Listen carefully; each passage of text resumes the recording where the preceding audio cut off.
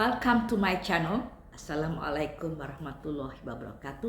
Saya ingin mengajak teman-teman untuk mengingat lagi ke tahun 65 ya. Tahun 65 sebelum G30S. Sebelum G30S itu mahasiswa-mahasiswa UI itu pernah berdemonstrasi. Yang dituntut pastinya adalah tidak mau ada PKI, tidak mau turunkan harga. Itu kita demo jalan kaki dari Salemba UI, dulu UI masih di Salemba kan, dari Salemba UI kita berjalan kaki ke Lapan Banteng. Lapan Banteng itu mungkin ada Departemen Keuangan ya, jadi pemimpin-pemimpin demo itu mereka menuju ke pejabat di sana dan berbincang. Kita tetap di tempatnya di luar berkumpul. Dan kemudian dari situ kita ke Pejambon. Pejambon itu pada waktu itu ada kantor sekretaris kabinet, kantor kabinet ya. Itu kita juga diam aja kita, tapi bos-bos kita, pemimpin kita dia maju ke mana. Kita ini mengutarakan keadaan di masyarakat itu kepada pejabat-pejabat ya, kita mahasiswa itu. Dan ternyata terbukti betul kan, ada gerakan G30S PKI yang membunuh secara sadis ya. Kayaknya bukan orang Indonesia kayak begitu, membunuh secara brutal begitu, tidak, bukan orang Indonesia itu. Kalau itu tentu bukan dari pengaruh, bukan dari bangsa kita ya. Jadi ada G30S PKI yang kita juga secara orang Indonesia kita tidak terima begitu. Kita tidak terima jenderal-jenderal kita diperlakukan begitu. Makanya kemudian timbul KAPI itu Oktober ya, Oktober 25-an itu ada KAPI. KAPI itu pelajar-pelajar ya. Kami itu mahasiswa ya. Kegiatan Aksi Mahasiswa Indonesia, kami kalau nggak salah istilahnya. Itu sebetulnya sih dipicu oleh satu puisi daripada HB Yasin. HB Yasin itu memperbaiki bahasa Indonesia. Jadi ada bahasa Indonesia yang diperbaiki. Itu dia yang mencanangkan dan diterima oleh rakyat. Seperti tulisan Jakarta, DJ itu diganti dengan J aja. Ya. Kemudian ada tulisan OE, kita kalau nulis U itu OE, itu harus U. Kemudian ada tata bahasanya, ya. Itu HB Yasin yang mempromosikan dan diterima. Dan kalau nggak salah HB Yasin naik daun ya, dengan prakarsa bahasanya itu, karena di televisi itu kan ada pelajaran bahasa Indonesia, bahasa Inggris ya. Saya lupa bahasa Inggris itu oleh orangnya terkenal loh, sampai terkenal dia ya. Kalau bahasa Indonesia HB Yasin. Dan dia merekrut atau katakan murid-murid HB Yasin itu punya ciri bicara, punya gaya bahasanya, punya urutan pelajarannya yang sama. Kalau saya dengar si perempuan bahasa Indonesia mengajar bahasa Indonesia, si A dengan perempuan bahasa laki-laki mengajar bahasa Indonesia, si B itu gayanya sama, sampai sebegitunya. Kok ini sama betul ya? Jadi HB Yasin itu benar-benar mengajarkan bahasa Indonesia yang baik dan benar pada zaman itu.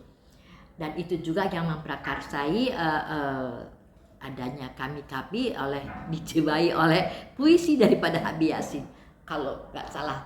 Jadi kita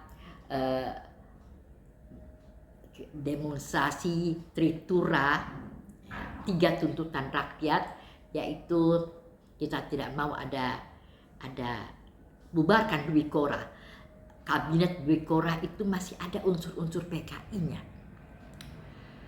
Maaf seperti Subandrio masih dipakai di Dwi Korah itu.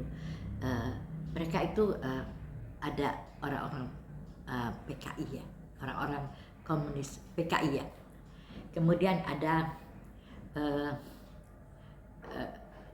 Tritura ya, ada membubarkan Dwi Korah, terus mengganyang PKI ya, tidak boleh ada PKI lagi, oleh karena dia terang-terangan berada di situ, dan supaya Soekarno juga diselidiki betul dia ikut mendalangi atau ikut tahu atau ikut merencanakan begitu ya. Nah, kemudian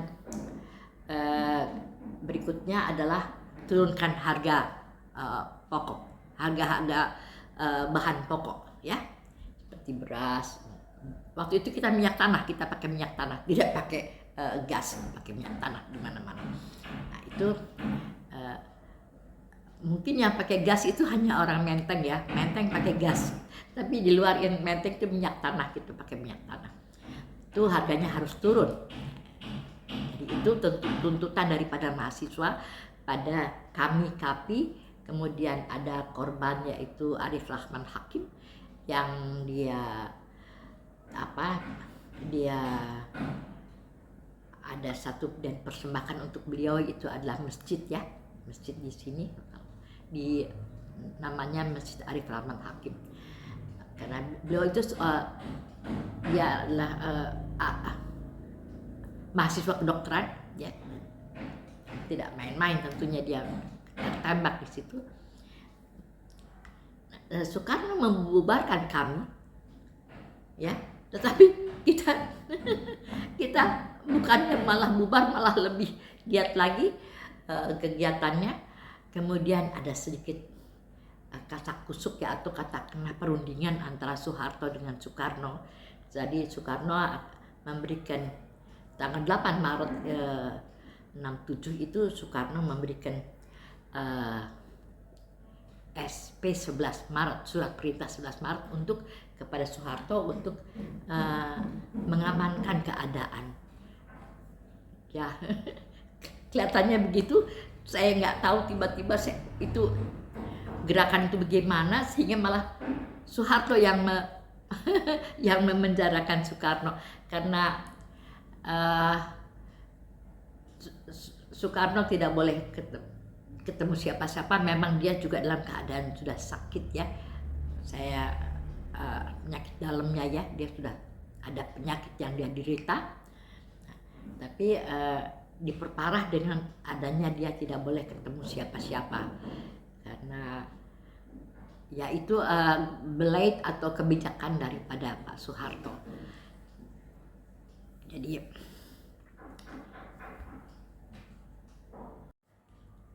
Jadi tentunya kegelisahan yang ada di dalam masyarakat sekarang ini tentunya sudah diantisipasi oleh mahasiswa yang sedang berdemo sekarang. Saya kira begitu. Oleh karena dulu itu begitu. Jadi mahasiswa itu berdemo itu sebelum ada G30S, mereka sudah gelisah, ada kegelisahan di masyarakat. Kenapa kita begini, kenapa kita begitu? Ini pasti atas ini tidak melihat di bawah sedang apa yang terjadi begitu ya. Seperti harga-harga naik, kita susah makan gitu ya. Itu yang di elit pejabat-pejabat nggak tahu itu kan. Jadi mahasiswa itu ya dia tidak punya kepentingan apa-apa. Mahasiswa itu tidak ada vested interest, tidak punya kepentingan untuk partainya untuk golongannya atau dia kalau dia menang nanti tidak ada kepentingannya. Dia hanya mensuarakan betul-betul apa yang terjadi di rakyat, di masyarakat. Jadi itu namanya, kalau partai-partai dia berjuang, ada kepentingannya untuk partainya kan. Kalau ada lagi misalnya anak-anak pejabat yang anak-anaknya konglomerat, mereka nggak akan berdiri di situ karena dia sudah enak hidupnya ya. Saya kira nggak ada tuh anak-anak konglomerat yang berdiri bersama-sama mahasiswa. Mereka sudah nyaman, hidupnya aman, di zona aman. Tapi ini ya rakyat ini di tahun itu ya, tahun 65 itu, Januari 65 itu sudah gelisah. Kan terlihat sudah mencair hubungan Barat dan Timur, hubungan Amerika dengan Rusia. Ternyata Berlin sudah menyatu. Yang kuat itu bukan komunis dari Rusia, ya begitu. Itulah politik dunia barangkali ya. Saya mungkin terlalu jauh yang ngomong politik dunia, tapi biarlah. Ya, komunis yang berpengaruh ke Indonesia pada saat G30S itu bukan komunis dari Rusia ya, tetapi komunis dari Cina, dari Mao Zedong ya. Dia yang lebih berpengaruh kepada komunis di Indonesia, Partai Komunis Indonesia. Itu menyebabkan adanya G30S PKI. Kemudian kita dengan adanya G30S PKI malah kita demo lagi, lebih kenceng lagi demonya, dan kita menang dengan adanya SP 11 Maret yang diberikan oleh surat perintah 11 Maret yang diberikan Soekarno kepada Soeharto untuk mengamankan keadaan di Indonesia, dan Soeharto mengamankannya secara demikian. Jadi itu sebabnya kita beralih dari orde lama ke orde baru ya. Kemudian itu juga merupakan komunis tidak bisa bergerak di Indonesia di tahun 67 sampai sekarang. Saya berharap sekarang juga. Sekianlah cerita saya tentang dulu saya demonstrasi di tahun 65, Januari 65, sebelum ada G30S. Kemudian sekarang saya cerita zaman itu ya. Saya tidak tahu sekarang zamannya gimana, tetapi kira-kira bisa diambil pelajaran dari saya cerita zaman dulu itu. Dari zaman dulu itu yang tokoh-tokoh HMI yang menonjol adalah Firdaus dan Nasar Nasution, teman-teman saya dulu. Sekarang mereka adik sudah meninggal tentunya. Saya berharap mereka bisa cerita yang lebih bagus dari sudah saya, lebih detail. Tetapi ya mereka mungkin menulis dalam buku, tapi saya bicara. Sekian saja pemberitaan saya. Semoga bisa diterima, kurang lebihnya mohon maaf. Ini hanya cerita dari seorang mahasiswa dulu ya, yang ikut-ikutan demo ya. Ya, sampai jumpa di lain kesempatan, semoga bermanfaat. Maaf ada suara ketok-ketok bangunan di